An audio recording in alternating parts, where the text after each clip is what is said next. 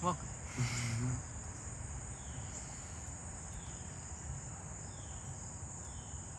Breathing in, I know that I am breathing in. Breathing out, I know that I am breathing out.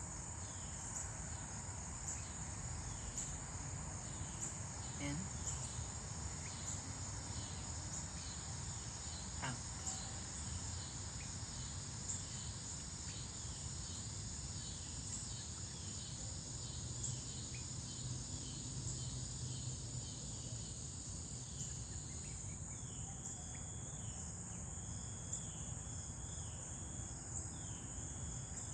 Breathing in, I notice that my in-breath has become deep.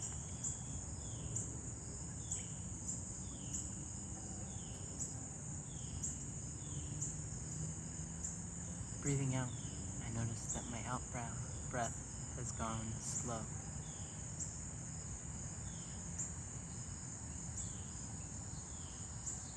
Deep.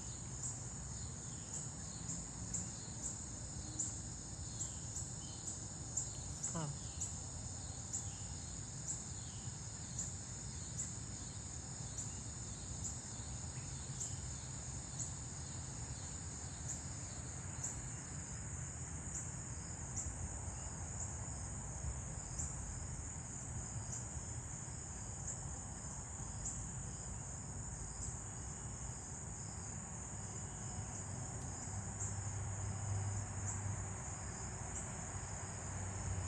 Breathing in, I calm my body.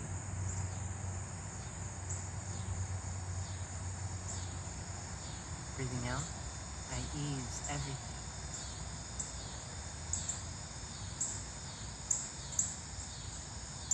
Calm.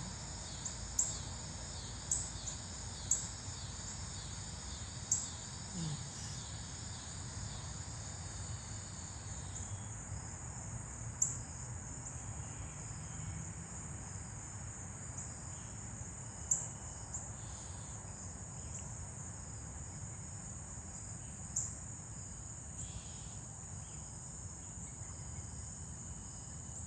Breathing in, I smile to everything, even my suffering. Nothing is more important than my peace and my joy.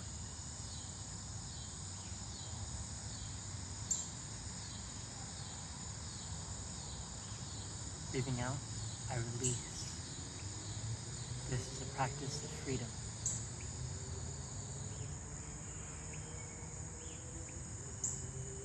Smile. Release.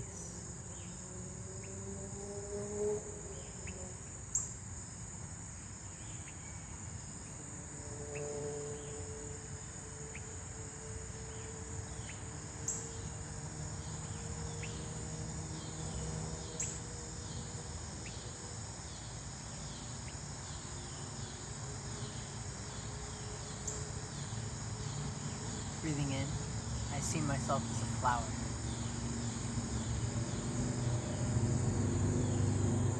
Breathing out, I feel fresh.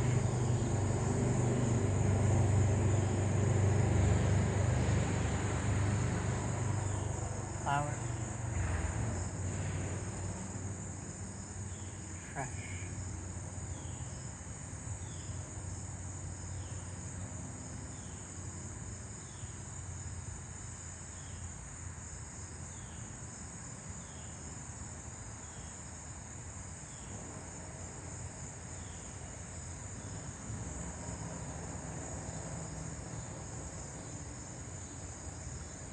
Dwelling deeply in the present moment, I realize that this is a wonderful moment.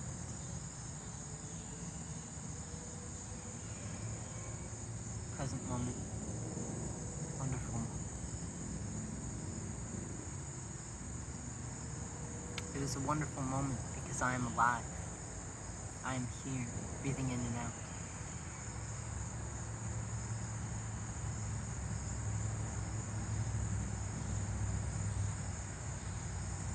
I am free to enjoy the wonders of life,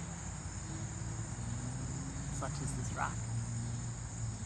This rock is so cool. Same with this. This isn't even a rock. It's like a seed. It's like the shell of a seed, which has been enjoyed by a squirrel, I'd imagine. Squirrels are beautiful. Flowers are beautiful. Rocks are beautiful. Water is beautiful. Sunshine is beautiful. The blue sky.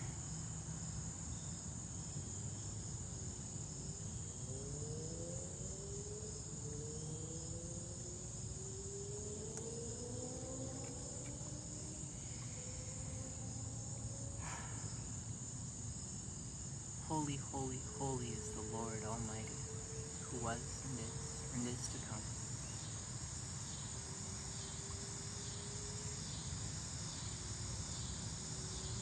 Holy, holy, holy.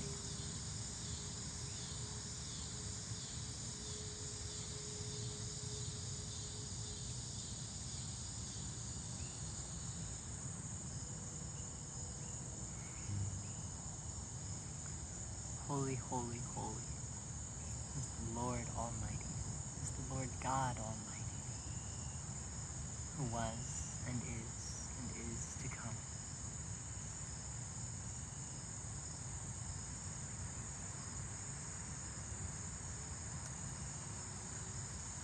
Welcome, dear friends, to my meditation practice. Here I am once again in the woods.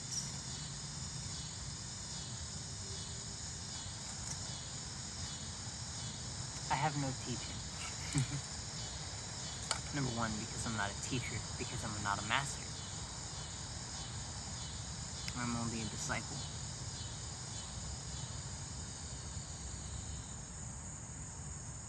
I'm only a disciple of Jesus. I am the Buddha. Buddha is I. I am of Buddha nature. As are you.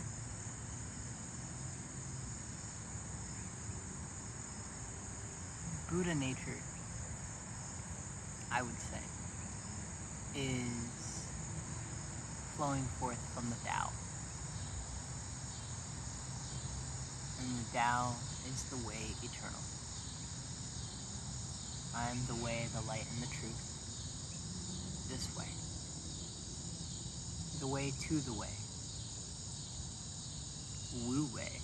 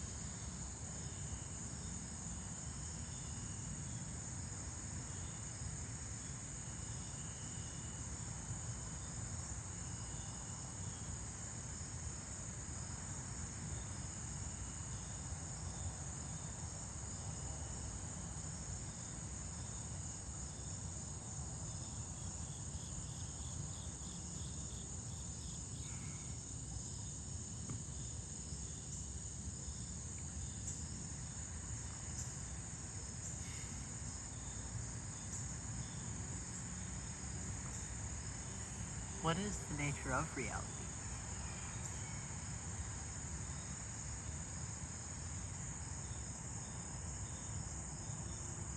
Illusion. Why? Because there is a division between the experience and the appearance. Because this body is not me. I am not caught in this body. I am life without boundary. I have never been born, therefore I will never die. I am the Tao. I am the universal process, because there's an understanding that at least according to the scientific model, I guess, my own scientific model, my own interpretation of it. There is something that, when the Big Bang happened,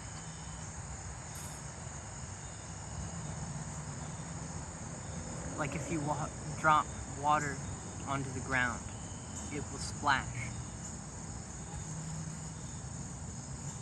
And so something, and sometimes it splashes surprisingly far. So you'll have like this droplet that ends up like, I don't know, like 3 feet away. And so you look at that one droplet and you analyze it and you just say, this is the Earth or something. This is something. And although this looks like an individual thing, it is not an individual thing. It is an individual thing because you can look and you can see its boundary. You can see where there is wet and where there is not wet. But if you really look deeply, you see that it came from the original splashing of water. And likewise, when the Big Bang occurred, or whatever that was, there was a split second of like chemical soup. And these chemicals, of course, this is my own knowledge of the situation. I am not an expert, but essentially those condensed into small little droplets of matter here and there. Essentially, this process went on and continued to form until you have like these giant gas clouds which condense into planetary and solar bodies like suns, stars, planets, comets, etc. And in the core of stars is this beautiful molecular atomic process called fusion, which was able to create new molecules, essentially, that couldn't exist before. We could have now more complex molecules, such as carbon. And so because we have something such as carbon, and the suns are born and then they die,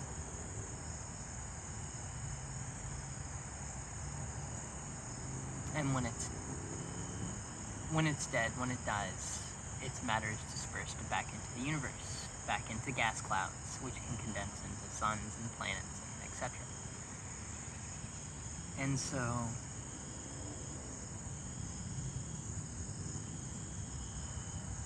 the carbon that was made in this fusion somehow ended somewhere on Earth, in water, and for reasons unknown, life happened. Something to do with the Earth being in the Goldilocks zone, something to do with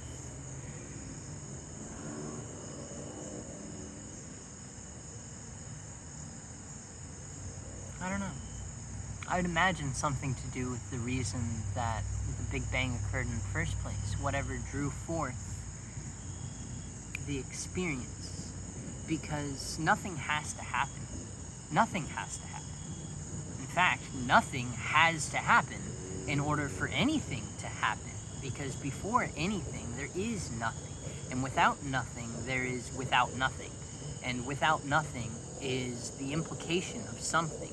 And therefore, there's all of that which is manifest in this potential state, I guess. And then the potential state condenses down into, and I see this like the forming of the planetary bodies, where there's these tiny, tiny dust particles which come together, so many of them come together, that they form this gravitational pull, and they start to create a bigger and bigger thing which condenses itself down, and this really seems to be the nature of how things are.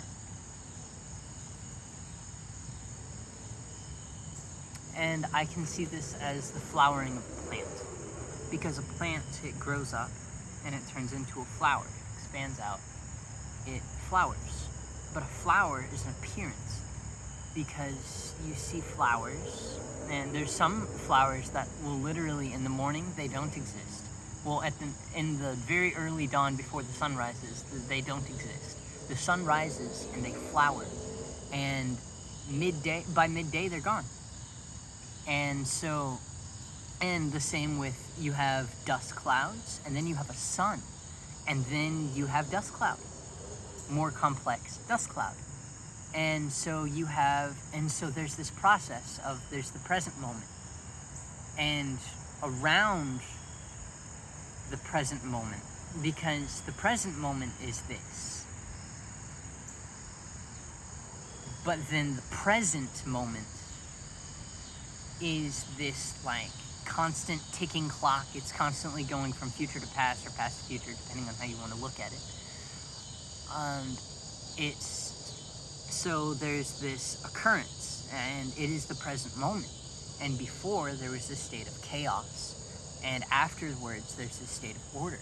And so now you have this order, but this order is in a universe in which entropy increases over time. And so because of this, all things decay. And so they go from order to disorder, which I see as creating a state of chaos, but it's a different state of chaos. It's like an octave higher. And so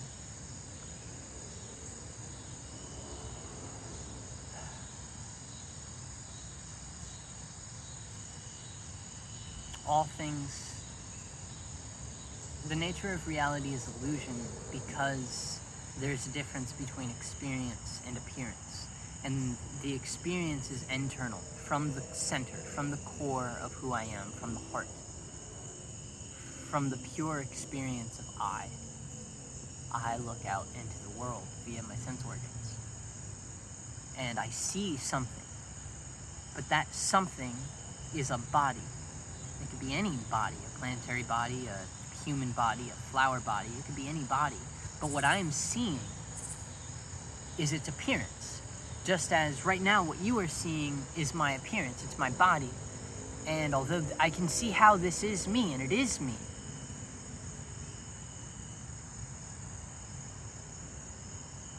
this body is not me.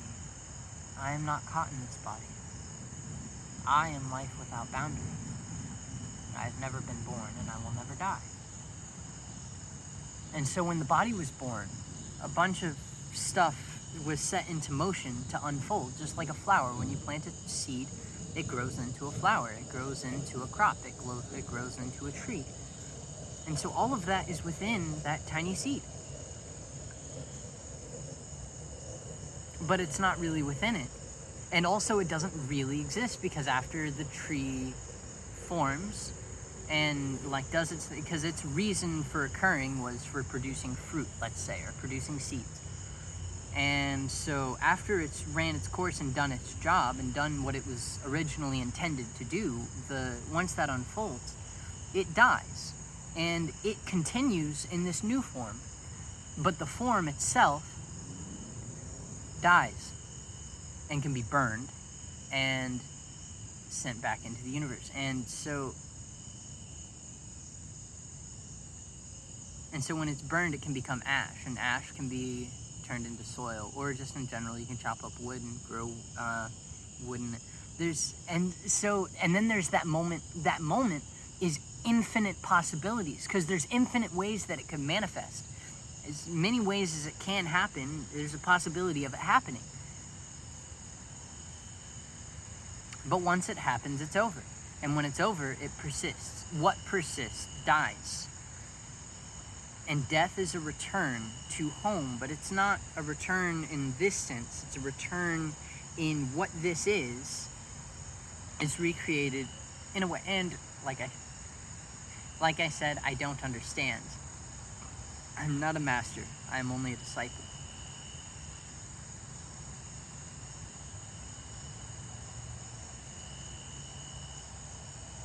And so what is life? It's the Dharma. It is that which happens. Why does it happen? Well, it was sent forth. You see, because who am I? Where did I come from? Birth. Where am I going? Death. Where am I? Here now, alive. Why am I here? Because I was born. Why was I born?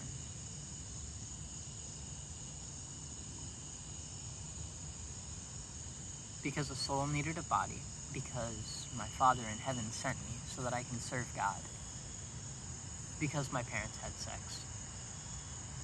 And so the coming together of these three makes up my one. And so this is my body. This is who I am. And so this is who I am. This is. And so this is who I am. Because here I am in this body. Who am I? Jacob. How do you know you're not Sarah?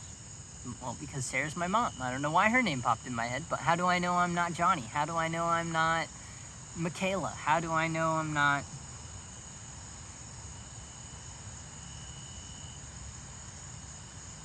And I see that I am none of those. I am not even Jacob. But Jacob is me. Because there's this person. I see it as there's the Father and the Son. And within both of them as manifestations are the Father and the Son. But because they didn't need to manifest. Nothing needs to happen. But something does happen. And so there is manifestation. And so this manifestation happens to be.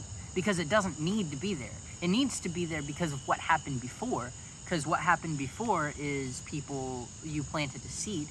And then there was water, and there was sunshine, and there was nutrients.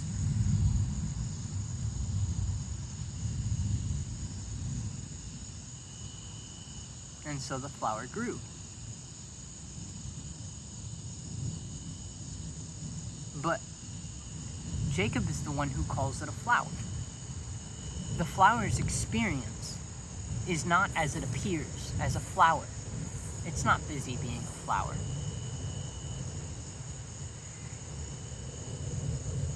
I wonder if it's even busy being alive. Does it know that it is alive?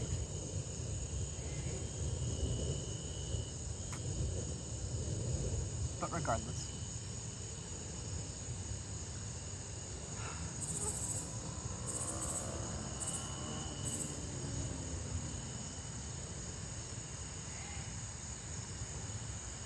I'm being summoned, so it is my time. I hope whatever I have had to give has been received.